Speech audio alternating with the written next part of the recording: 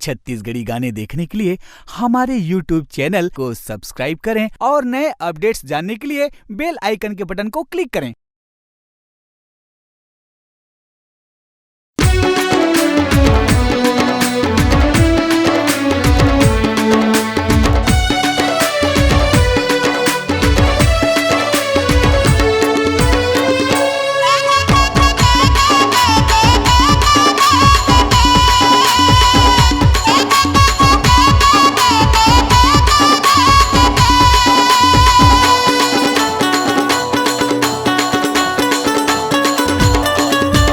गजरा खोपा वाली वो मोर गजरा खोपा वाली, गजरा खोपा वाली वो मोर गजरा खोपा वाली।